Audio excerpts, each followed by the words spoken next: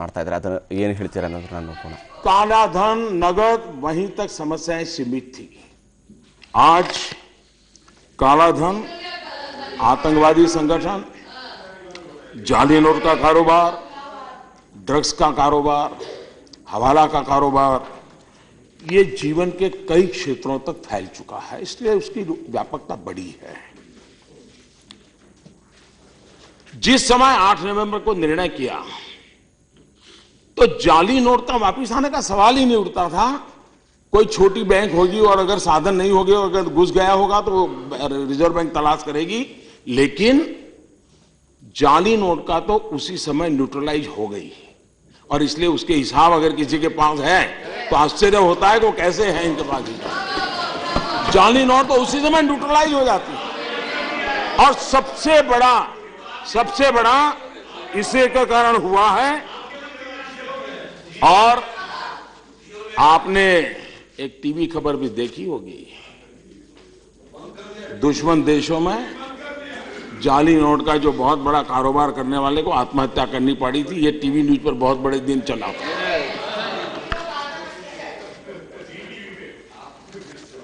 आप देखिए हमारे देश में 30-40 दिवस में 700 से ज्यादा माओवादियों ने सरेंडर किया हो 30-40 दिन में. ये पहली बार हुआ. ये नवंबर दिसंबर के दरमियान 40 दिन में करीब 700 लोगों ने सरेंडर किया है. और उसके बाद भी ये प्रक्रिया चल रही है. अगर माओवादी सरेंडर करें, उसका संतोषी सदन में किसी को न हो, ऐसा हो नहीं सकता है. कैसे हो सकता है? और अगर नहीं हो रहा है तो फिर कुछ मतलब और है.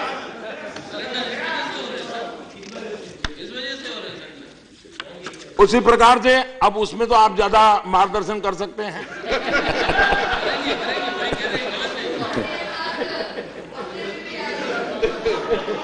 ये भी बात सही है कि देश के फॉर्मल व्यवस्था में धन होना बहुत जरूरी है. 1000 की नोट छपने के बाद सामान्य चलन में जाती ही नहीं थी. 500 की नोट बहुत कम जाती थी, 1000 की नोट बहुत कम जाती थी. और बंडल के बंडल का कारोबार चलता रहता था. यह हकीकत है, इस हकीकत का हम इनकार नहीं कर सकते हैं.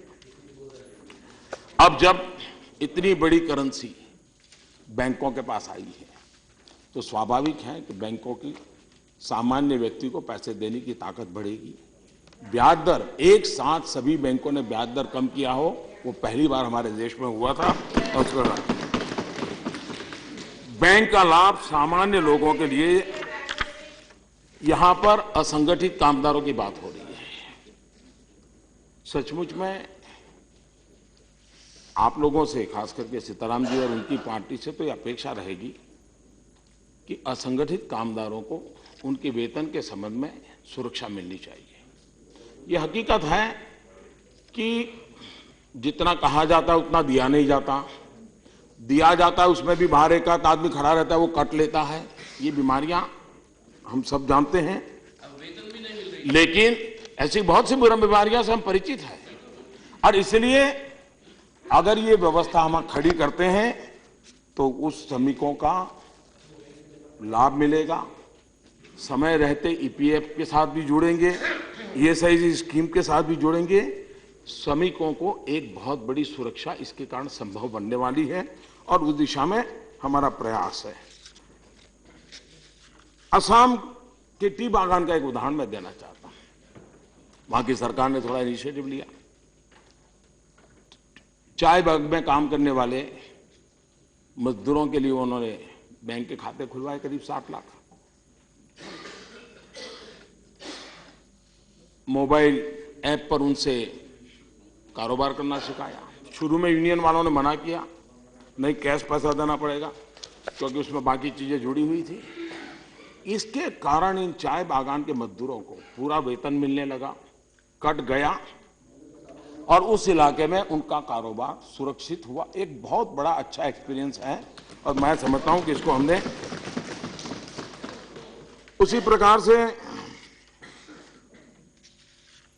नोटबंदी के संबंध में कोई विदेशी अखबार को कोट करते हैं, कोई विदेशी अर्थशास्त्रियों को कोट करते हैं।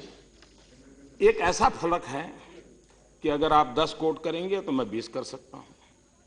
आप अगर 10 महापुरुषों के कोट कर सकते हैं, 20 करो। ये इसलिए हो रहा है कि विश्व में इसका कोई पैरेलल ही नहीं है।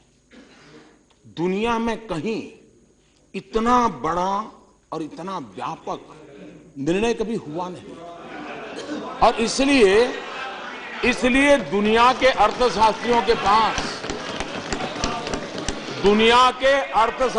के पास भी इसका लेखा जोखा करने का कोई मापदंड नहीं है। ये एक बहुत बड़ा दुनिया के अर्थशास्त्रियों के लिए, दुनिया की यूनिवर्सिटीज के लिए ये बहुत बड़ा केस स्टडी बन सकता है। और भारत ने कितना बड़ा निर्णय किया है, इसका भी उसी प्रकार से जन सामान्य, देश की जनशक्ति क्या होती है। और इस सदन में बैठे हुए सभी महानुभावों से कहना चाहता हूं कि इस नोटबंदी के बाद शास्त्री जरूर अध्ययन करेंगे। पहली बार देश में हॉरिजॉन्टल डिवाइड उभर करके आया है। और जब मैं हॉरिजॉन्टल डिवाइड कहता हूं, जनता जनार्दन का मिजाज एक तरफ और नेताओं का मिजाज दूसरी तरफ। वे जनता से इतने कटे हुए हैं, पहली बार हमें संतोष होना चाहिए। आमतौर पर सरकार जब कोई निर्णय करती है तो जनता और सरकार आमने सामने रहती है, बाय एंड लार्ज कोई भी सरकार हो। ये पहली ऐसी घटना है कि कुछ लोग तो उधर थे लेकिन सरकार और जनता साथ साथ थे। उसी प्रकार से इस बात का हम लोगों को गर्व होना चाहिए। हो सकता है आपकी कठिनाइयां कुछ होगी, लेकिन इस बात को हमने समझना होगा और विश्व के सामने हम गर्व के साथ कह सकते हैं कि इस देश के 125 करोड़ लोग ऐसे हैं, वो अनपढ़ हो सकते हैं, शिक्षा शायद न भी मिली हो, जैसा आप वर्णन करते थे, जो रिपोर्ट कार्ड अभी दे रहे थे आप कि ऐसा है, ऐसा है, ऐसा है, वो सब होते हुए भी ये देश है जो अपनी भीतर की बुराइयों से बाहर निकलने के लिए मेहनत कर रहा है, तड़प रहा है। ये कोई भी राजनेता हो, दल कोई भी हो, ये हम लोगों के लिए गर्व का विषय है कि इस देश में ऐसे जन हैं, ऐसे नागरिक हैं जो अपनी बुराइयों को खिलाफ लड़ने के लिए, कष्ट झेलने के लिए तैयार होते हैं, कठिनाई झेलने के लिए तैयार होते हैं और बुराइयों से निकलने के रास्ते खोज रहे हैं। और इसलिए हमने भी इस बात को समझना होगा।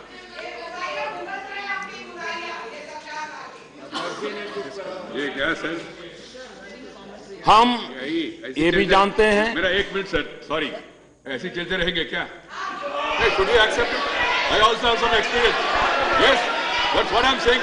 Is the running comment allowed in the house? Honorable Is the Prime running Minister, comment allowed in the house? Please. Is the running comment allowed in the house? मर्यादा है, सब संस्कार होना चाहिए।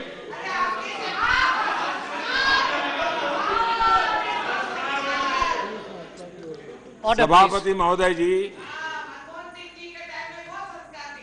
please silence. आपकी अध्यक्षता के नीचे सब चल रहा है। हम तो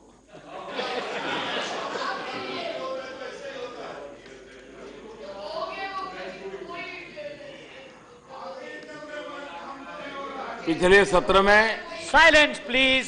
मनमोहन सिंह जी ने अपने विचार रखे थे।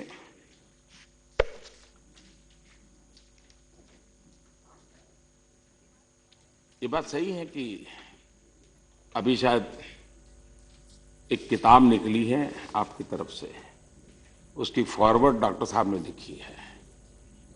मैं जब आपका रिपोर्ट देख रहा था मुझे लगा शायद इतने बड़े अर्थशास्त्री हैं तो किताब में उनका योगदान होगा, लेकिन पता चला किताब किसी और ने लिखी, फॉरवर्ड उन्होंने लिखी है। तो उनके भाषण में भी मुझे ऐसा लगा, कि शायद ये बात बड़ी समझने की है। पिछले करीब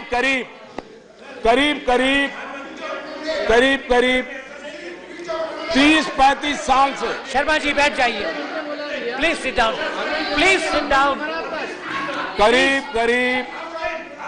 प्लीज सिट डाउन, 30-35 साल से प्लीज जो शब्द मैं बोला भी नहीं वो समझ स्टॉप गए। Interrupting, please sit down. जो शब्द मैं बोला नहीं उसका अर्थ समझ गए, ये बड़ी गजब की बात है जी। अब डॉक्टर मनमोहन सिंह जी पूर्व प्रधानमंत्री हैं, आदरणीय व्यक्ति हैं, और हिंदुस्तान में पिछले 30-35 साल भारत के आर्थिक निर्णयों के साथ उनका सीधा संबंध रहा और निर्णायक भूमिका में रहा है। 35 साल तक इस देश में शायद ही कोई ऐसा अर्थ जगत का व्यक्ति होगा जिसने हिंदुस्तान के 70 साल की आजादी में आधा समय एक ही व्यक्ति का इतना दबदबा रहा हो। और कितने घोटालों की बातें आई, लेकिन खास करके हम राजनेताओं ने डॉक्टर साहब से बहुत कुछ सीखने जैसा है। इतना सारा हुआ, उन पर एक दाग नहीं लगा। बाथरूम में रेनकोट पहन करके नहाना, ये कला तो डॉक्टर साहब ही जानते हैं और कोई नहीं जानता है। और इसलिए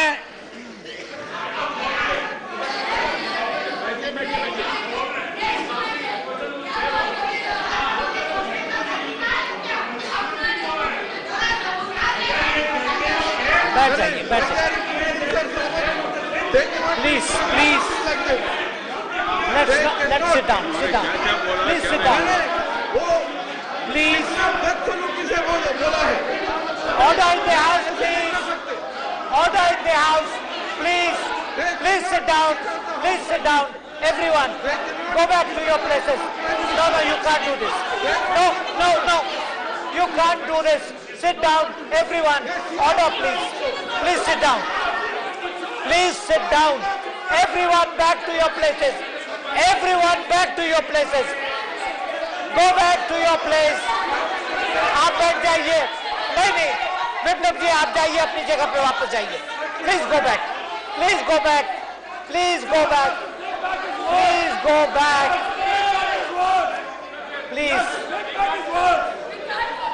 Please, I am appealing to the honorable members. Please sit down. Please.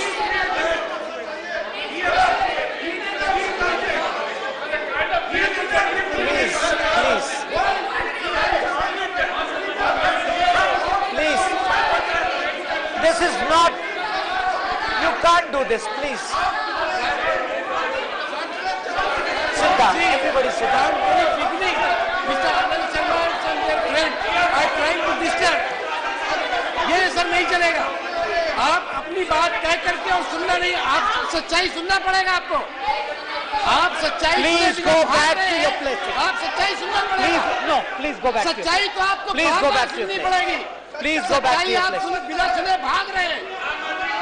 I appeal to honorable members to sit down.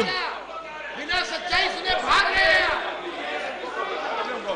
Sir, ये सच्चाई सुनना नहीं चाहते और हमेशा सच्चाई सुन देख करके ये भागते हैं। Sit down, please sit down.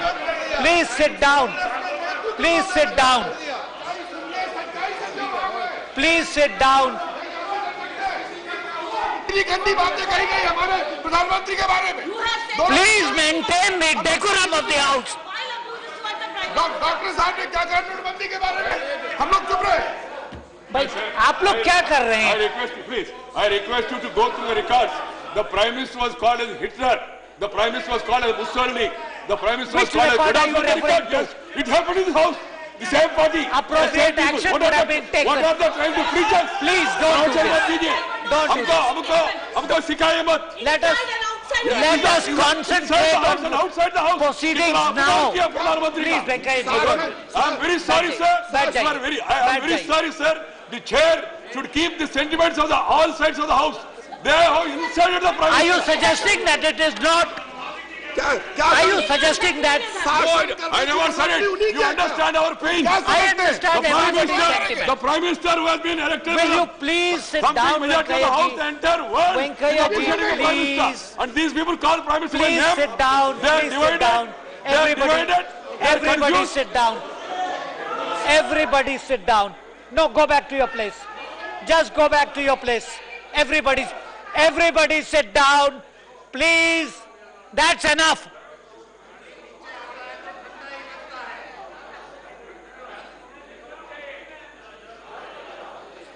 Please sit down, everyone. Please, everyone sit down.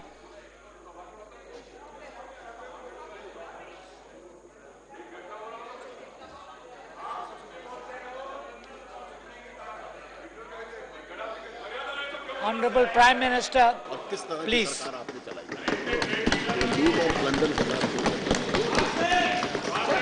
आदरणीय सभापति जी,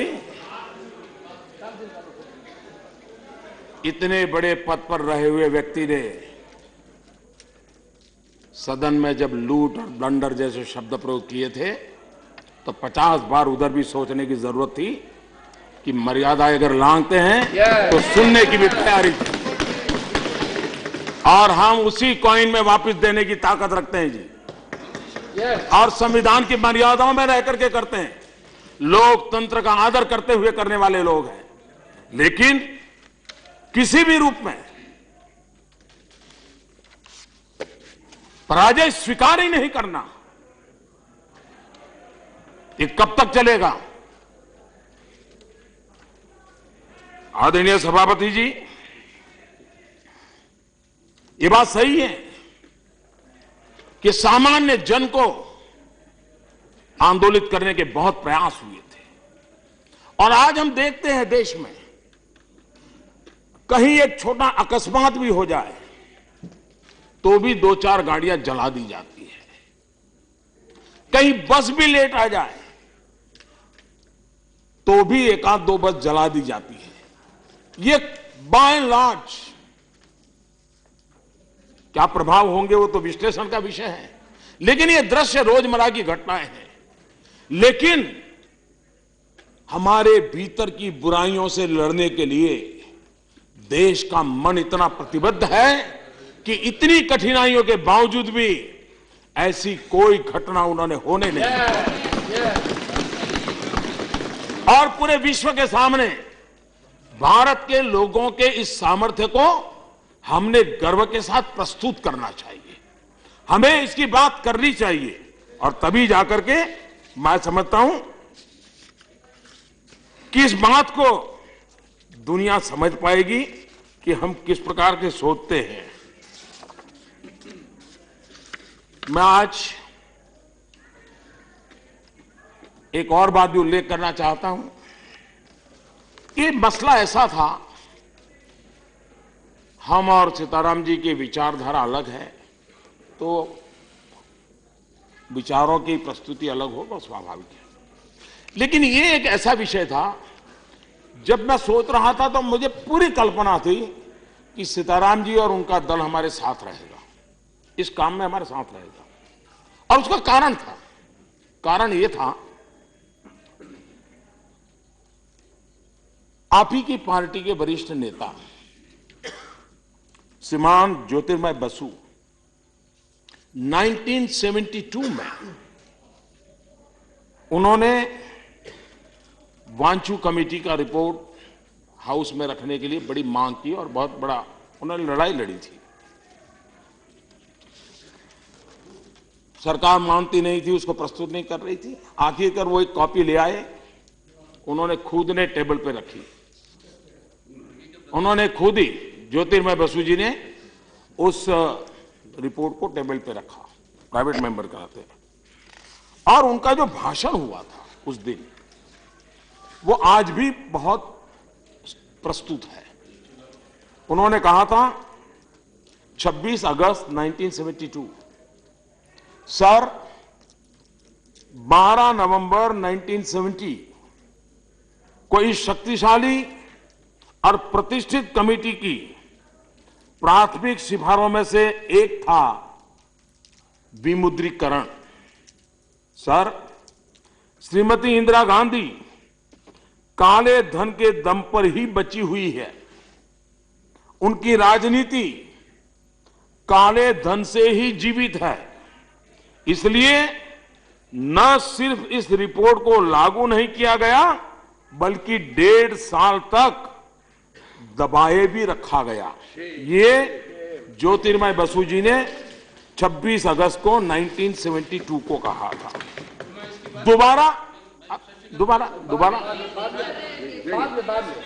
दोबारा 4 सितंबर 1972 लोकसभा में भाषण करते हुए ज्योतिर्मय बसु जी ने कहा था, मैंने विमुद्रीकरण और अन्य उपायों की सिफारिश की है। मैं अब उन्हें दोहराना नहीं चाहता। सरकार को ईमानदारी के साथ लोगों का सहयोग करना चाहिए, लेकिन प्रधानमंत्री श्रीमती इंदिरा गांधी और उनका सरकार का चरित्र है एक ऐसी सरकार जो काले धन की है, काले धन द्वारा है और काले धन के लिए है। ये 1972 की बात मैं कर रहा हूं जी। और कम्युनिस्ट पार्टी के नेता 4 सितंबर 1972 को ही कहा है। इतना ही नहीं, सीपीएम के वरिष्ठ नेता हरकिशन सिंह जी सुरजीत, उन्होंने 27 अगस्त 1981 इसी सदन में उन्होंने भाषण दिया और उन्होंने कहा, काले धन पर लगाम लगाने के लिए क्या सरकार वाकई कोई गंभीर कदम उठाना चाहती हैं? क्या 100 रुपये के नोट को बंद करने जैसे फैसले लिए जा सकते हैं? ये सवाल सुरजीत जी ने भी इसी सदन में 1981 में उठाया था। और इसलिए खास करके लेफ्ट से मेरा आग्रह है कि आप इस लड़ाई में हमारा साथ दीजिए, और आप देंगे, मैं आशा करता हूं।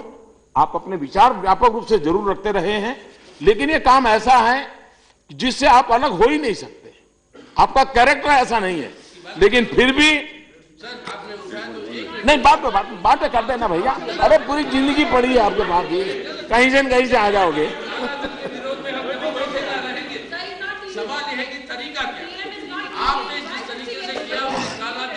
बैठिए बैठिए, please sit down. Sitaram ji please sit down. ये तो समय बताएगा, ये तो समय बताएगा। Please sit down, please. ये बात सही है कि लोकतांत्रिक व्यवस्थाओं में इतने कड़े फैसला लेना आमतौर पर लोग मानते हैं भाई पॉपुलिस्ट कदम लेना ये लोकतंत्र का स्वभाव बन जाता है, शॉर्ट टर्म गोल को लेकर के करना स्वभाव बन जाता है। और इसलिए इतना बड़ा फैसले को समझने के लिए भी थोड़ा समय लगता है। तो उसमें मैं किसी का दोष नहीं देता हूं।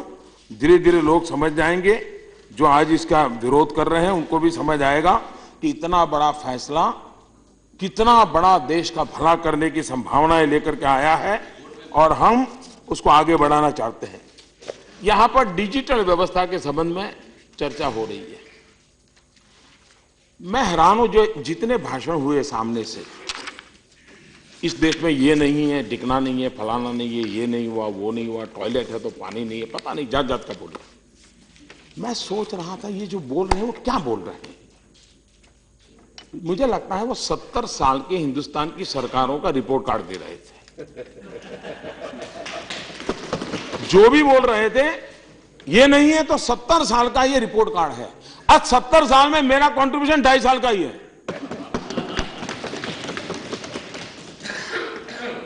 ये हमने, हाँ, आपने टॉयलेट बनाया तो मैंने ताला लगा दिया क्या? आपने रोड बनाया तो मैंने उखाड़ के फेंक दिया क्या? आपने पानी का नल डाला था और मैंने आकर ट्यूब काट दी क्या? ये हकीकत है। कोई ये नहीं कहता है कि हिंदुस्तान के हर कोने में डिजिटल व्यवस्था है। कौन कहता है? सवाल ये है कि माइंडसेट बदलने के लिए जहां संभावना है वहां हम इसको कर सकते हैं कि नहीं कर सकते। मान लीजिए दिल्ली शहर में संभावना है, चलो भाई दिल्ली से शुरू करो। हम लोग पॉजिटिव कुछ कंट्रीब्यूट करो। बिहेवियरल चेंज का विषय है। अगर कलकत्ता के लोगों के पास मोबाइल फोन है, कलकत्ता में लोगों के पास अगर डिजिटल कनेक्टिविटी, वहीं तो शुरू करो। हो सकता है दूर सुदूर बांग्लादेश की बॉर्डर के गांव में नहीं होगा, यह कहना। और दूसरा, हम इस बात का तो गीत गाते रहते हैं, तो हमने ये कर दिया, हमने वो कर दिया, डिकना कर दिया। अब जब उसको लागू करने की बात आई तो हमें तकलीफ हो रही है। आवश्यकता है। दूसरा, हम शब्दों का खेल खेलते हैं। हर कोई मानता है भाई, किसी भी बच्चे को पूछो, वे स्कूल डेली जाते हो? किसी को भी, आपके भी संतानों को मैं पूछूंगा तो ये कहेंगे हाँ डेली जाता हूं। लेकिन मुझे भी मालूम है, उसको भी मालूम है, संडे को नहीं जाता है। सबको मालूम है। तो ये स्वाभाविक, उसी प्रकार से देश में कैशलेस का मतलब है धीरे धीरे समाज को इस प्रकार की पेमेंट की दिशा में ले जाना। दुनिया में आज भी बड़े बड़े समृद्ध देश भी चुनाव करते हैं तो बैलेट पेपर छाप करके थप्पे मार के चुनाव करते हैं। जिस दिन को अनपढ़ माना जाता है, यह हिंदुस्तान दुनिया का सबसे बड़ा लोकतंत्र, बटन दबा करके वोटिंग करता है। जिस दिन बटन दबाने की व्यवस्था आई होगी, किसी ने सोचा होगा कि इतनी टेक्नोलॉजी हमारे देश का गरीब से गरीब आदमी हड़प कर सकता है? यानी कि हम अपने देश की शक्ति को कम ना आके, हाँ हमको लगता है कि ये रास्ता ही गलत है तो ठीक है, लेकिन असुविधा है, तकलीफ है, इसलिए छोड़ देना वो सही नहीं है। असुविधा होगी, व्यवस्थाएं कम होगी, लेकिन आगे तो बढ़ना होगा। आगे बढ़ने के अंदर कुछ लोग कहते हैं दुनिया में कोई देश है क्या? दुनिया के कई देश, मैं हैरान हूं, आनंद शर्मा जी कह रहे थे, आप आश्चर्य होगा, कोरिया ने डिजिटल जाने के लिए जो इंसेंटिव स्कीम बनाई है, इतनी बड़ी मात्रा में आई, ये कह रहे हैं आप करोड़ों रुपया डिजिटल को प्रमोट करने के लिए कर रहे हो। अब जो भीम ऐप बनाई है, भीम ऐप में एक नए पैसे का खर्चा नहीं है, बिना खर्चे ट्रांजैक्शन हो रहा है। 1 रुपया का किसी बैंक को, किसी को कोई कमीशन नहीं जाता है। और इसलिए दुनिया पेपरलेस, प्रीमाइसिस लेस बैंकिंग की तरफ जा रही है। भारत को पीछे रहने का कोई कारण नहीं है। हमने भी, हाँ हो सकता है हमारी व्यवस्थाएं कम होगी तो थोड़ा 2 साल और ज्यादा लगेगा, 5 साल और लगेंगे, लेकिन शुरू करना या ये दिशा गलत है, ये विचार मैं समझता हूं उपयुक्त नहीं होगा। हम लोगों ने प्रयास करना चाहिए इसको प्रमोट करने के लिए। अपने अपने इलाके में भी लोगों को हमने समझाना चाहिए और उस दिशा में हमने आगे बढ़ाना चाहिए। आप देखिए हमारे देश में रेलवे, सामान्य मानवी जाता है, आज 60 से 70% रेलवे में ऑनलाइन बुकिंग होने लगा है। उनका पेमेंट ऑनलाइन, अगर वो टिकट कैंसिल करते हैं तो ऑनलाइन पैसा वापस जा रहा है। आज बहुत से परिवार हैं जो शहरों में रहते हैं, उनको अगर बिजली का बिल भरना है, पहले बिजली का बिल भरने के लिए आधे दिन छुट्टी लेनी पड़ती थी और जाकर के दफ्तर में, आज वो घर में रात को 12 बजे आकर के अपने मोबाइल फोन से बिजली का पेमेंट दे रहा है। सुविधा बढ़ती चली जा रही है। अगर ये सुविधा वैज्ञानिक तरीके से, टेक्नोलॉजी के तरीके से मिलती है तो हमने, हाँ, उसकी कमियों की चिंता जरूर करनी चाहिए। टेक्नोलॉजिकल भी कोई कमी आती है तो उसको ठीक करना चाहिए, लेकिन ये कल्पना ही गलत है। अगर ये नेगेटिविटी लेकर के हम चलेंगे तो हम देश का कोई भला नहीं कर सकते हैं। रुपए कार्ड, अभी अरुण जी बता रहे थे, इस देश में जनधन अकाउंट के साथ 21 करोड़ लोगों को रुपए कार्ड दिए हैं और आपको अंदाज नहीं है इसका ताकत क्या होती है। आमतौर पर जेब में ये कार्ड होना ये बड़ा प्रेस्टिजियस बन गया एक वर्ग के लिए। पेमेंट करना तो कार्ड से निकालना, ये भी हवा बन गई। ये गरीब का तो विषय ही नहीं है जी। अभी मुझे अनंत कुमार जी बता रहे थे, वो बेंगलोर से आ रहे थे, तो उनके साथ कोई आईटी प्रोफेशनल कोई बैठे थे, तो उन्होंने अपने ड्राइवर की घटना सुनी। बोले उनका ड्राइवर बहुत खुश है इस डिमोनेटाइजेशन से। तो बोले क्यों? बोले देखिए आज कोई बड़ा आदमी कार्ड रखता है, मैं भी कार्ड रखता हूं। वो कार्ड दिखाने लगा, उसका बड़ा आनंद था। अब देखिए ये समाज के सामान्य व्यक्ति के जीवन में भी एक बदलाव की व्यवस्था, एक नया आत्मविश्वास पैदा होता है। जिसके घर में एक साइकिल भी नहीं आती है ना, उस खुशी से समा नहीं पाता है। मोटरसाइकिल आ जाती है, जिसके पास स्कूटर हो, अगर कार छोटी सी लाता है, पुरानी भी लाता है, वो गर्व करता है। हमने समाज के छोटे छोटे लोगों के जो एस्पिरेशंस हैं, उस एस्पिरेशंस को पूरा करने की दिशा में हमारा प्रयास होना चाहिए। और उसे डायरेक्ट बेनिफिट ट्रांसफर, कितना बड़ा फायदा हुआ है। मैंने उस सदन में विस्तार से कहा है, डायरेक्ट बेनिफिट ट्रांसफर के द्वारा करीब करीब 50,000 करोड़ रुपया जो कभी लीकेज होते थे और हर वर्ष होते थे, अब तक बचा पाए, और आगे पता नहीं कितने बच पाएंगे। डायरेक्ट बेनिफिट स्कॉलरशिप जैसे में एक ही व्यक्ति 6 जगह से लेता है। विधवा पेंशन, जो बेटी का जन्म नहीं हुआ वो विधवा भी हो गई और चेक भी कट रहे थे। ये डायरेक्ट बेनिफिट ट्रांसफर स्कीम के कारण ये जो लीकेज थे और बिचौलिए ले जाते थे, इसमें बहुत बड़ा देश का खजाना जो लूटा जा रहा था उसमें रोक लगी है। तो डायरेक्ट बेनिफिट स्कीम का भी इसके कारण फायदा हुआ है। और हमें कोशिश करनी चाहिए डिजिटल पेमेंट को बढ़ाने के लिए। हम जितना प्रयास करते हैं हमारा करते रहना चाहिए। सरकार ने उस व्यवस्था को विकसित करना, पॉस मशीन की आवश्यकता, बहुत तेजी से पॉस मशीन बढ़ाए जा रहे हैं। मोबाइल पेमेंट के लिए, ई वॉलेट के लिए प्रमोशन हो रहा है। इंटरनेट बैंकिंग की तरफ काम चल रहा है। आधार बेस्ड पेमेंट, जिस प्रकार से टेक्नोलॉजी डेवलप हुई है, सिर्फ आधार के आधार पर कोई मोबाइल फोन की भी जरूरत नहीं पड़ेगी, वो अपना पेमेंट दे पाएगा। वो दिन दूर नहीं होंगे। और इसलिए इस व्यवस्थाओं को या तो थोड़ा हम समझने की कोशिश करें और अपनी टीमों को इसमें लागू करने के लिए प्रयास करें। बीम ऐप बहुत ही उत्तम प्रकार की व्यवस्था बनी है, भारत सरकार के छत्रछाया में बनी है। और अगर भीम ऐप को जितना पॉपुलर करेंगे तो कोई व्यापारी या कोई बाहर की एजेंसी को कोई लेना देना नहीं होगा। सीधा सीधा एक एनेबल प्लेटफॉर्म है जिसका लाभ लोग ले सकते हैं। हमने इसको करना चाहिए। अब देखिए, ड्राइवर जो हाईवे पर जाता है, हम जानते हैं कि व्हीकल रुकने के कारण कितना खर्चा हमारे पेट्रोल डीजल का होता है। 8 नवंबर के बाद उस पर भी बल थोड़ा दिया गया कि भाई ड्राइवर एक टोल टैक्स पर गाड़ियां अपना टैक्स देने में टेक्नोलॉजी का उपयोग करें। और रेडियो फ्रीक्वेंसी आइडेंटिफिकेशन RFID के जरिए, पहले इक्के दुक्के लोगों के पास वो व्यवस्था थी। इतने कम समय में आज करीब करीब 20% ट्रैफिक ये RFID के द्वारा पेमेंट करता है। कार आती है, सीधा उसका रजिस्ट्रेशन हो जाता है, बैंक में डिलीवर हो जाता है, उसको रुकना नहीं पड़ता, चली जाती है।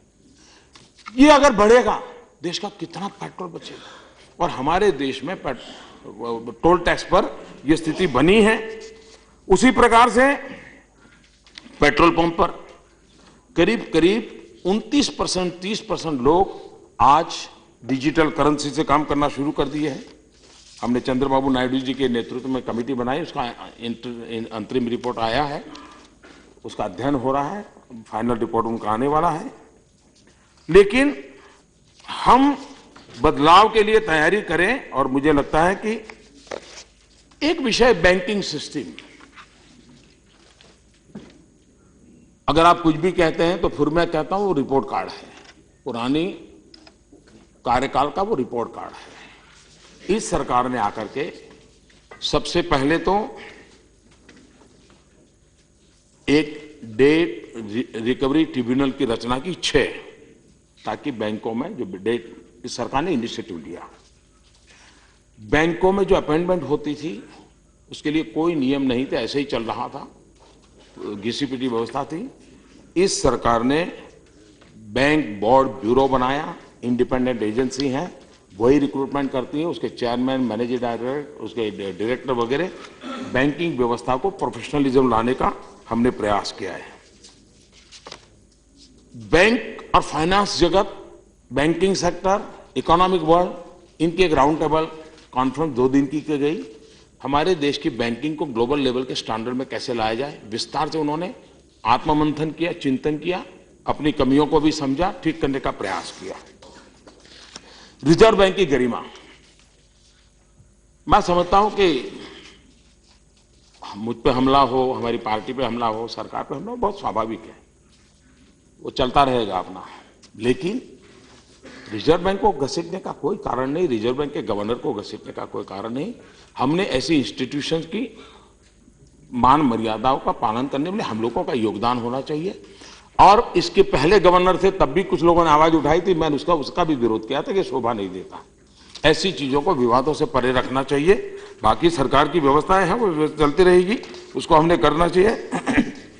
अर्थव्यवस्था चलाने में रिजर्व बैंक की बहुत बड़ी भूमिका होती है। उसकी क्रेडिबिलिटी की दिशा में हम लोगों का पॉजिटिव सक्रिय योगदान होना चाहिए। लेकिन जो लोग रिजर्व बैंक की गरिमा और इस सरकार को जब आरोप लगाते हैं, तो मैं जरा उनको आज कहना चाहता हूं। रिजर्व बैंक के पूर्व गवर्नर डॉक्टर सुब्बा राव, उन्होंने एक किताब लिखी है, who moved my interest rate, और उस किताब में उन्होंने लिखा है 2008 में तत्कालीन वित्त सचिव के तहत एक लिक्विडिटी मैनेजमेंट कमेटी को नियुक्त करने के सरकार के निर्णय से मैं नाराज और परेशान था। चिदंबरम ने स्पष्ट रूप से भारतीय रिजर्व बैंक के विषय के क्षेत्र में ओवरस्टेप किया था। लिक्विडिटी मैनेजमेंट पूरी तरह से रिजर्व बैंक का फंक्शन है। न केवल उन्होंने इस विषय पर मुझसे परामर्श भी नहीं किया, लेकिन अधिसूचना जारी करने के बारे में मुझे बताया तक नहीं था। मुझे क्या पता था कि यह निर्णय मेरे कार्यकाल के अंतिम वर्ष में हम दोनों के बीच असहज संबंध के लिए टोन सेट करेगा। रिजर्व बैंक के एज गवर्नर ने पुरानी सरकार पर गंभीर आरोप लगाया है और किताब में छापा है, और अभी तक किसी ने इसका जवाब नहीं दिया है। अब मैं बोल रहा हूं तो कुछ कहेंगे तो अलग बात है, लेकिन ये बात सही है कि आज हमें ये उपदेश देते हैं, जरा वे भी अपने को आपको जरा गरेबान में देखें। और मैं मानूंगा कि हम राजनीति से इसको परे रखें, इस इंस्टीट्यूशन का गौरव करने की दिशा में प्रयत्न करिए। और हमने क्या किया है, आरबीआई की ताकत बढ़े, उसके निर्णय इस सरकार ने आकर के किए हैं। हमने आरबीआई एक्ट संशोधन करके मॉनेटरी पॉलिसी कमेटी की स्थापना की। ये कई वर्षों से उसकी चर्चा चल रही थी, कोई नहीं कर रहा था, हमने की। इस समिति को मॉनेटरी पॉलिसी संचालन की पूरी स्वायत्ता दी गई। इस समिति के प्रमुख आरबीआई के गवर्नर हैं। आरबीआई के 2 अधिकारी के अलावा 3 विशेषज्ञ इसके सदस्य हैं। इस समिति में केंद्र सरकार का एक भी सदस्य नहीं रखा गया है। और इससे बड़ी स्वायत्ता, मॉनेटरी पॉलिसी बहुत बड़ी बात होती है, इतनी बड़ी स्वायत्ता कोई कल्पना नहीं कर सकता है, इस सरकार ने आरबीआई को दी है। और उसके कारण आरबीआई की ताकत को बढ़ावा मिला है। ये बात सही है। कई विषयों पर यहां चर्चाएं हुई हैं। कोई सरकार सोने के लिए तो आती नहीं है। पहले भी जो सरकारें आई हैं उन्होंने भी कुछ न कुछ करने का तो प्रयास किया होगा। हम ये तो नहीं कहते किसी ने बिल्कुल कुछ किया ही नहीं होगा। और मैं कहता, मैं लाल किले पर से बोला हूं, लाल किले पर से, और हिंदुस्तान के और किसी प्रधानमंत्री ने बोला नहीं है जो मैंने बोला। मैंने कहा है देश आजाद हुआ तब से जितनी सरकारें आई, जितने प्रधानमंत्री आए, जितने लोग काम किए, इस सबका योगदान है, तब देश आज यहां पहुंचा। हम ऐसे लोग नहीं है। मुझे मालूम है और तो नाम लेने से कतराते हैं, उनको पसंद नहीं आता है कि कोई और ने भी कुछ काम किया उसका उल्लेख तक करे, और इतिहास गवाह है। लेकिन ये बात सही है कि इस सरकार ने गवर्नेंस के मुद्दे पर बहुत काम किया। छोटे छोटे निर्णय लगेंगे, लेकिन निर्णय ने सामान्य मानव की ताकत को बहुत बढ़ावा दिया है। हमने एफिडेविट की प्रथा दी, एमपी के घर, एमएलए के घर, कॉर्पोरेटर के घर लोग आकर के सुबह खड़े हो जाते हप्पा मरवाने के लिए, क्यों लग जाती थी, और वो न देखता था कुछ नहीं, एक प्यून बैठता था या कोई साथी कार्यकर्ता बैठता था, वो थप्पे मार देता था। हमने उस सर्टिफिकेट को सेल्फ अटेस्टेशन की व्यवस्था कर दी और उसके कारण वो संकट में से भी सामान्य मान, क्योंकि आज फाइनल जब उसकी अपॉइंटमेंट होगी तो ओरिजिनल कॉपी लेके जाएगा, जेरोक्स का जमाना है, इस सब करने की क्या जरूरत है। नॉन गैजेटेड में हमने इंटरव्यू खत्म कर दिए, टेक्नोलॉजी के द्वारा तय होगा कि जो अपने उसके मेरिट होंगे, मेरिट के आधार पर नौकरी मिलेगी, उसके कारण करप्शन का है। 1100 से अधिक कानून को खत्म किया, इसी 2 सदनों ने खत्म किया। सीनियर पोस्ट पर नियुक्ति, कई अखबारों ने आर्टिकल लिखे हैं, पहली बार मेरिट के आधार पर अपॉइंटमेंट हो रही है। पुराने प्रक्रिया सारी मेरा तेरा सब चला गया है और इस पर कई न्यूट्रल अखबारों ने बहुत अच्छे आर्टिकल भी लिखे हैं। डीबीटी, डायरेक्ट बेनिफिट के द्वारा लीकेजेस को रोका गया है। पहले कंपनी रजिस्टर करनी होती तो 24 घंटे, 7-7, 15-15 दिन, 2-2 महीने लगते थे। आज 24 घंटे में कंपनी रजिस्टर हो सकती है, ये व्यवस्था की। पहले पासपोर्ट पाने में महीने लग जाते थे, आज पासपोर्ट 1 हफ्ते के भीतर देने की व्यवस्था की है। और अब पोस्टल में जो हेड ऑफिस है उसको भी पासपोर्ट ऑफिस में कन्वर्ट करने की दिशा में हम लोग काम कर रहे हैं और उसका भी लाभ सामान्य मानवी को मिलने वाला है और उस दिशा में हमारा प्रयास है। हम ये भी जानते हैं कोयले की नीलामी कितना बड़ा विषय था, आसानी से सरकार ने उसको लागू कर दिया, पारदर्शिता को लाए। एक बड़ा महत्वपूर्ण निर्णय किया है जिसकी अभी चर्चा काफी हुई नहीं है, लेकिन मैं इस सदन को बताना चाहता हूं। सरकार का जो खरीद करने की परंपरा होती है उसमें हम लोगों ने जेम, GEM,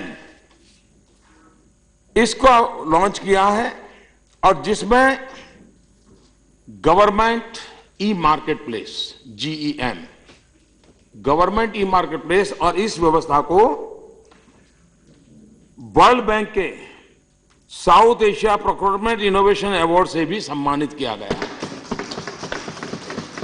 और उसमें दुनिया में जिसको भी सरकार को देना होगा वो ऑनलाइन आते हैं, अपना लिस्ट रखते हैं और सरकार उसमें से तय कर सकती है। इतनी आर्थिक लाभ भी हुआ है और 5,000 रुपये से ज्यादा का पेमेंट करना हो तो इस GEM के माध्यम से कर सकते हैं। उस दिशा में हमने व्यवस्था की है। भ्रष्टाचार के खिलाफ गुड गवर्नेंस के माध्यम से, टेक्नोलॉजी के उपयोग के माध्यम से एक पारदर्शिता लाने की दिशा में हम बड़ी सफलता पाए हैं। इस सरकार ने महिलाओं के सशक्तिकरण के लिए अनेक नई योजनाएं बनाई और हर योजना में, उज्ज्वला योजना, हम जानते हैं गैस का सिलेंडर का क्या जमाना था, एमपीज को 25-25 कूपन मिला करती थी और उन 25 कूपनों को लेने के लिए लोग कतार लगाते थे, वो भी दिन थे। 2014 के चुनाव में 9 सिलेंडर दें या 12 सिलेंडर दें, उस पर चुनाव का मुद्दा लड़ा गया था। ये सरकार की कार्य संस्कृति में कितना फर्क है। महिलाओं को, गरीब महिलाओं को गैस का चूल्हा ये सपने में कभी सोच नहीं सकती थी। अब तक करीब करीब 1,63,00,000 से ज्यादा गरीब परिवारों को गैस के कनेक्शन दे दिए गए हैं। 5 करोड़ परिवारों तक पहुंचाने का पूरा इरादा है। देश में 25 करोड़ परिवार हैं, 5 करोड़ गरीब परिवारों के पहुंचाने का प्रयास है। प्रधानमंत्री आवास योजना, महिलाओं के नाम घरों का रजिस्ट्रेशन, कानूनी व्यवस्था की है। मनरेगा में 55% महिलाएं आज काम करने की हैं, जो पहले 40, 42, 45% हुआ करती थी। और मुद्रा योजना में बैंक से पैसे दिए जाते हैं, विदाउट गारंटी दिए जाते हैं। पैसे लाने में 70% महिलाएं हैं, यानी एंटरप्रेन्योर के रूप में हमारे देश की महिलाएं इसके साथ जुड़ रही हैं। पंडित दीनदयाल अंत्योदय योजना, सेल्फ हेल्प ग्रुप के काम दक्षिण भारत में कुछ मात्रा में चलता था, लेकिन पूरे भारत में और ईस्टर्न इंडिया में उसको बढ़ावा देने की दिशा में भी हम लोगों ने काम करने का प्रयास किया है। गरीब गर्भवती महिलाओं के लिए पूरे हिंदुस्तान के लिए 6,000 रुपया प्रसूता में IMR MMR के लिए इस बात को लागू करने का काम, बेटी बचाओ बेटी पढ़ाओ अभियान बहुत बड़ी मात्रा में उसको स्वीकृति मिली है, सामाजिक आंदोलन बना हुआ है। उस सुकन्या समृद्धि योजना 1 करोड़ अकाउंट बच्चियों के नाम पर खुले हैं और 11,000 करोड़ रुपया जिनको भविष्य के लिए एक सुरक्षा की गारंटी देते हैं। महिला शक्ति केंद्र 500 करोड़ की लागत से 14 लाख आंगनवाड़ी केंद्रों में इसकी स्थापना हुई है। मिशन इंद्रधनुष, बच्चे टीकाकरण नहीं होता था, सरकार चलती थी, टीकाकरण के कार्यक्रम होते थे, 55 लाख बच्चे ऐसे ध्यान में आए कि जिनका टीकाकरण नहीं हुआ था। मिशन इंद्रधनुष के कारण उन बच्चों को खोजा गया, उनकी जिंदगी बचाने की दिशा में काम किया गया और उनको ग्रामीण क्षेत्र में, यहां पर मैं हैरान था, स्वच्छता की मजाक उड़ाई जा रही थी। क्या कारण है मैं समझ नहीं पा रहा हूं जी। हम में से कोई नहीं है जो गंदगी में रहना चाहता है, और हम ये भी जानते हैं कि स्वच्छता ये बिहेवियर का इश्यू ज्यादा है, इंफ्रास्ट्रक्चर का उसके साथ आता है। लेकिन अगर हम, और मैं कहूंगा हम राजनेता कभी कभी कम पड़ रहे हैं, मैं इस देश के मीडिया का अभिनंदन करना चाहता हूं कि स्वच्छता के आंदोलनों उसने उठा लिया। आज सब मीडिया के द्वारा स्वच्छता के लिए इनाम दिए जा रहे हैं, फंक्शन किए जा रहे हैं। स्वच्छता के संबंध में आज हिंदुस्तान का, वरना सरकार के किसी भी कार्यक्रम में मीडिया नेगेटिव करे वो बहुत स्वाभाविक है।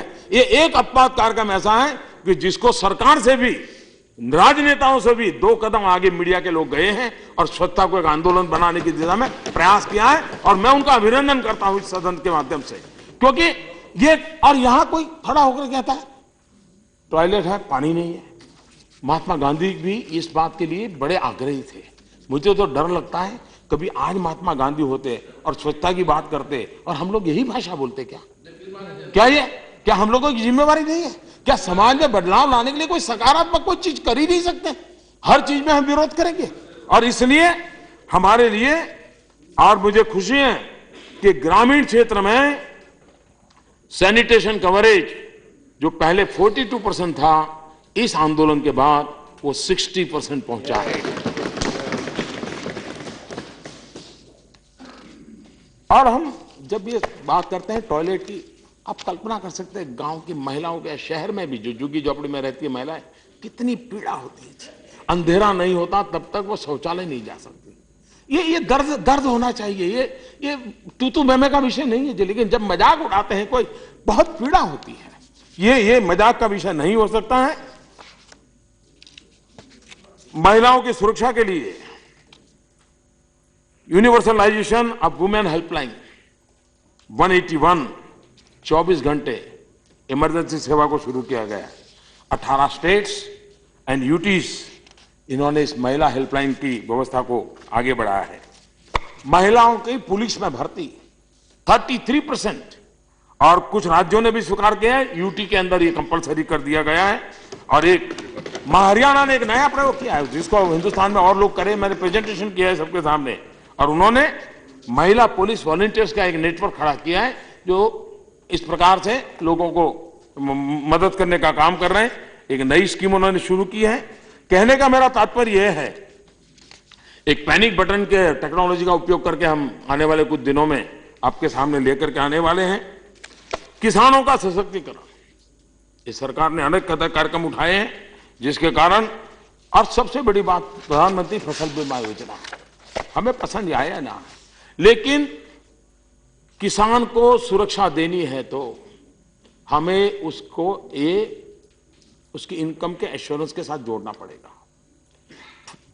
हमारे यहां इरिगेशन की सुविधा बहुत कम है, प्राकृतिक संसाधनों पर ही वो डिपेंडेंट है। ऐसी स्थिति में अगर बो नहीं सकता है तो भी, और कटाई के बाद भी अगर बर्बाद होता है तो भी, अगर इंश्योरेंस मिलता है, और मुझे खुशी है कि कुछ प्रोग्रेसिव राज्यों ने 40-40, 50-50% किसानों का उन्होंने इंश्योरेंस का काम किया है। और सरकार ने भी करीब करीब किसानों के लिए बहुत बड़ी मात्रा में इस फसल बीमा योजना को प्रोत्साहन देने के लिए काम किया है। पहले की तुलना में काफी बढ़ोतरी हुई, लेकिन कुछ राज्यों में बहुत पीछे हैं। ये चिंता का विषय है, इसको आगे बढ़ाना है। नई फर्टिलाइजर पॉलिसी बाद में करते हैं सर जी, एक बार हो जाए। आपको तो मैं जिंदगी भर सुनूंगा, बैठिए। नई फर्टिलाइजर पॉलिसी, यूरिया का उत्पादन। देखिए, नीम कोटिंग के कारण दो महत्वपूर्ण लाभ हुए। एक तो जमीन को तो फायदा हो ही रहा है, उत्पादन भी बढ़ रहा है, लेकिन पहले किसान के नाम से सब्सिडी कटती थी, बिल किसान के नाम से फटता था, लेकिन वो केमिकल इंडस्ट्री में रॉ मटेरियल के रूप में चला जाता था। जो सिंथेटिक मिल्क बनाते थे वो भी यूरिया का उपयोग करते थे। 100% नीम कोटिंग करने के कारण जमीन के सिवा उसका कहीं उपयोग संभव ही नहीं रहा है, चोरी गई है। यूरिया की खपत की कोई आज न यूरिया का ब्लैक मनी हो रहा है, यूरिया नहीं मिल रहा है ऐसा किसी चीफ मिनिस्टर की चिट्ठी नहीं आती है, यूरिया के लिए कतार नहीं लगती है, यूरिया के लिए किसी को परेशानी नहीं हो रही। छोटे से परिवर्तन भी कितना बड़ा बदलाव ला सकते हैं वो आप देख सकते हैं। हमारे देश में दाल का उत्पादन, पल्सिस, इस सरकार ने उसको प्रमोट करने की दिशा में प्रयास किया और उसका परिणाम यह है कि आज करीब 50 से 60% वृद्धि की संभावना इस बार पैदा हुई है। हमारे देश के किसानों ने सरकार के आह्वान को स्वीकार किया और सारे रिकॉर्ड तोड़ करके इस काम को उन्होंने कहा है। इनाम इलेक्ट्रॉनिक मार्केट 500 मंडियों में अब किसान जहां भी ज्यादा दाम से माल बिक सकता है वो टेक्नोलॉजी के माध्यम से कर सकता है। 500 मंडी में मोबाइल फोन के द्वारा आज मेरा किसान अपना व्यापार कर सके, इस स्थिति बनी है। करीब 250 मंडियों ने इस काम को पूरा कर दिया है। राज्यों ने कुछ कानून बदलने थे, कुछ राज्यों ने कानून बदले हैं, लेकिन हम जानते हैं फूड प्रोसेसिंग, हमारे किसान को लाभ तब होगा जब हम फूड प्रोसेसिंग पर बल देंगे। सरकार ने 100% FDI अलाउ किया है ताकि फूड प्रोसेसिंग को मदद मिले और वैल्यू एडिशन हो, ताकि हमारे किसान को ज्यादा इनकम हो, और उस दिशा में हम काम करने की दिशा में प्रयास कर रहे हैं। आदिवासियों का सशक्तिकरण, करीब 28 विभाग कहीं न कहीं उसका आदिवासी के साथ संबंध आता था। हमने पहली बार एक ट्राइबल सब प्लान के तहत राशि तो बढ़ा दी, लेकिन वनबंधु कल्याण योजना के तहत एक कॉम्प्रिहेंसिव प्लान बनकर के आउटकम दिखाई दे, उस दिशा में काम करने की सफल प्रयास किया है। फॉरेस्ट राइट एक्ट, उसको मजबूती से लागू करने की दिशा में हमने काम किया है। और ट्राइबल एरियाज में पहली बार, क्योंकि हमारे देश में जितने भी मिनरल्स हैं, माइनिंग है, वो ज्यादातर ट्राइबल बेल्ट में है, चाहे कोयला हो, चाहे आयरन हो, चाहे और हो, लेकिन वहां लाभ नहीं मिलता। ರಾಜ್ಯಸಭೆಯಲ್ಲಿ ಪ್ರಧಾನಮಂತ್ರಿ ನರೇಂದ್ರ ಮೋದಿ ಮಾತನಾಡ್ತಾ ಇದ್ದಾರೆ. ತಮ್ಮ ಸರ್ಕಾರದ ಸಾಧನೆಗಳನ್ನ ಪ್ರಧಾನಮಂತ್ರಿಗಳು ಬಿಂಬಿಸ್ತಾ ಇದ್ದಾರೆ ತಮ್ಮ ಭಾಷಣದಲ್ಲಿ. ಪ್ರಮುಖವಾಗಿ ನೋಟ್ ಬ್ಯಾನ್ ಆದ ಬಳಿಕದ ಅದರ ಪರಿಣಾಮಗಳು, ಅದರಿಂದ ಆರ್ಥಿಕತೆಗೆ ಆಗುವಂತಹ ಲಾಭದ ಬಗ್ಗೆ ಕೂಡ ಮಾತನಾಡಿದ್ದಾರೆ. ಯಾವ ರೀತಿ ಸಮಾಜ ನಿಧಾನಕ್ಕೆ ಕ್ಯಾಶ್ಲೆಸ್ ಸೊಸೈಟಿ ಕಡೆ ಹೋಗಬೇಕು, ಭೀಮ್ ಆ್ಯಪ್ನ ಪ್ರಯೋಜನಗಳು ಹಾಗೂ ಡಿಜಿಟಲ್ ಎಕಾನಮಿ ಮಾಡೋಕೆ ಗುಡ್ ಗವರ್ನೆನ್ಸ್ಗೋಸ್ಕರ ಸರ್ಕಾರ ಏನೆಲ್ಲ ಕ್ರಮಗಳನ್ನು ಕೈಗೊಳ್ತಾ ಇದೆ, ಸ್ವಚ್ಛತಾ ಅಭಿಯಾನ, ಮಹಿಳಾ ಸಬಲೀಕರಣ ಇತ್ಯಾದಿ ವಲಯಗಳಲ್ಲಿ ಸರ್ಕಾರ ಕೈಗೊಂಡಿರುವಂತಹ ಕ್ರಮಗಳ ಬಗ್ಗೆ ಪ್ರಧಾನಿ ತಮ್ಮ ಭಾಷಣದಲ್ಲಿ ಉಲ್ಲೇಖವನ್ನ ಮಾಡಿದ್ದಾರೆ. उसका सबसे बड़ा लाभ आदिवासी क्षेत्र में होने की संभावना है। आदिवासी इलाके में एक बड़ा मार्केट प्लेस डेवलप होना चाहिए।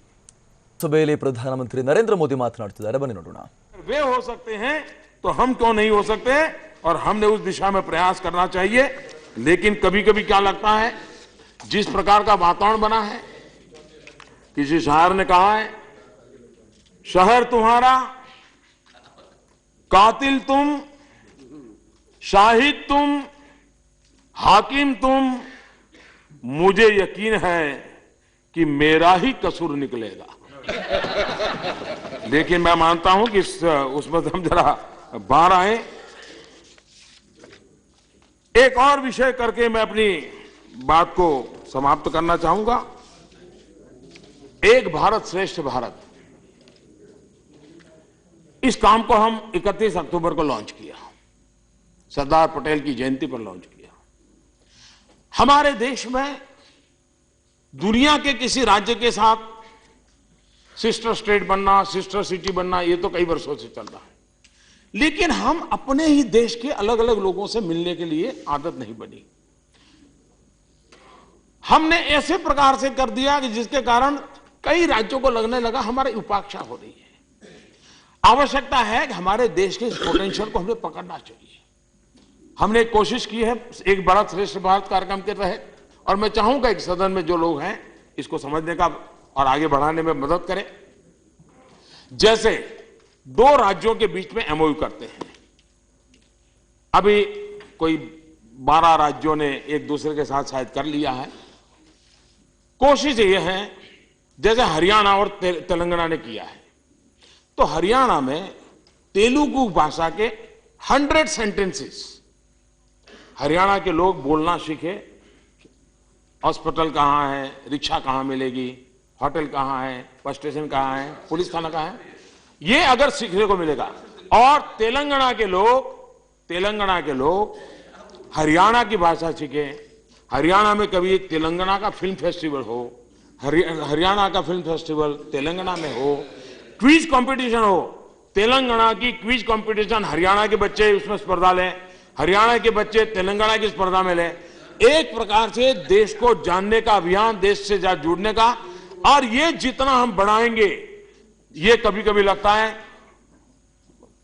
हिंदी भाषा में कभी कभी कुछ शब्द भी नहीं होते, लेकिन तमिल में उस अच्छा शब्द होता है, लेकिन हम परिचित नहीं है। मराठी में बढ़िया शब्द होता है, बांग्ला में बहुत बढ़िया शब्द होता है, हम परिचित। हमारे देश की इतनी बड़ी ताकत है, इस ताकत को जोड़ने की दिशा में एक भारत श्रेष्ठ भारत का एक अभियान चलाने की दिशा में प्रयास चल रहा है। मैं फिर एक बार सभी आदरणीय सदस्यों ने जो विचार रखे हैं उसके प्रति आभार व्यक्त करता हूं, और आपने मुझे समर्थन देने के लिए बात करने का अवसर दिया, मैं इसके लिए आभार व्यक्त करता हूं। और राष्ट्रपति जी के उद्बोधन को मेरा समर्थन दे करके ಇದು ರಾಜ್ಯಸಭೆಯಲ್ಲಿ ಪ್ರಧಾನಮಂತ್ರಿ ನರೇಂದ್ರ ಮೋದಿ ಅವರ ಮಾತು. ಅವರು ತಮ್ಮ ಭಾಷಣವನ್ನ ಮುಕ್ತಾಯಗೊಳಿಸ್ತಾ ಇದ್ದಾರೆ. ತಮ್ಮ ಸರ್ಕಾರದ ಸಾಧನೆಗಳ ಬಗ್ಗೆ ಪ್ರಧಾನಿ ಮಾತನಾಡ್ತಾ ಇದ್ದಾರೆ.